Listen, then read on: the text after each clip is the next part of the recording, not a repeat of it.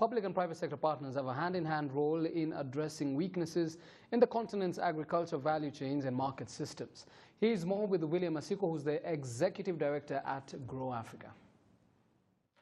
You know, the scale of what needs to be achieved in transforming agriculture on the continent is so large that we have to find a different way of doing it.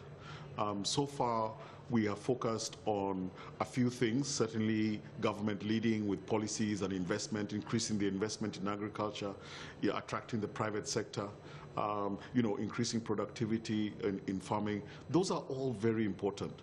But to achieve true transformation, all those things have to work together. And the only way those things are going to work together is by forming partnerships.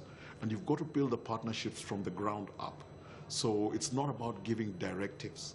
A head of state gives a directive to say you must form this partnership with this particular partner. You have to look for shared value from the ground, build up a true and sustainable partnership, which each person understanding what their role is in the partnership and holding the other partner accountable to ensure that they deliver on their obligations. Agricultural yield and productivity has been a debate across Africa. However, Grow Africa, a multi-country platform created to attract and promote private investment in agriculture, has taken upon itself to help farmers understand their role in the supply chain. Here in Rwanda, they are heavily involved in the horticulture sector. It doesn't just mean that he's increasing his yield. What it means is that he's got more and probably more sustainable product to sell. The next question is, after you have, this farmer has increased their productivity, is now getting yields, what do they do with it? Okay, where is the post-harvest storage mechanism? Where is the market that he's going to sell the product? So to me, one must look at productivity as a continuum in the value chain. It is what you do to increase the productivity, but what you also do at the same time to ensure that when the yields are good, then there is somewhere for this product to go, either to be stored when times are lean or to be sold onto a commercial supply chain. Several meetings with high-level policymakers have been held to strategize on optimum productivity on the continent. Assessment of what's needed should in turn see more investment opportunities created. What stood out for me is there's a shift in the conversation. I think that people are now getting tired of the fact that we talk about the same issues and there doesn't seem to be any action in terms of moving the needle forward on that transformation journey. People are now getting very specific. I mean, I attended a ministerial roundtable yesterday where, ministers were being put to task to say how. When you say we are going to transform agriculture in our country, they've been told how. What are you going to do? Tell us specifically. When you say we are going to attract the private sector, what do you mean? Which private sector? Who are you talking about?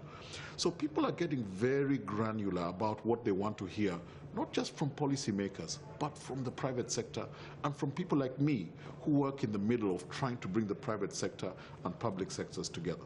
Agricultural investments are strenuous and time-consuming. Grow Africa introduced the country agribusiness partnership framework to help governments engage the private sector in closing sustainable agricultural deals. Grow Africa is now in a phase where we are also trying to get granular. I have to take you back in order to tell you about where we are going. So Grow Africa was established in 2011, and over a 2-year period from 2011 to 2012, Grow Africa was able to mobilize commitments of investment of about $10 billion. Okay?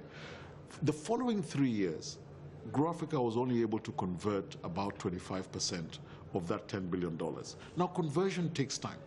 Conversion from pledge to commitment and from commitment to commercial activity takes time, okay? But people are running out of patience. People are saying, we want to see action.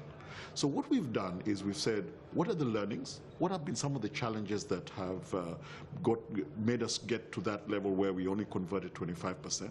We've learned from them, and we've helped to establish a framework called a Country Agribusiness Partnership Framework, or CAPF for short. CAPF is a simple framework which is replicable in different countries depending on their state of play in their capability and capacity. And essentially it allows government and private sector to start building business deals from the ground up until it reaches the cabinet level for approval. This makes it sustainable, it makes it mutually accountable between government and private sector, and this is what Grow Africa is going to be focusing on in the next 12 months, is rolling out this CAPEF in a number of countries that we're now trying to determine who is ready to implement.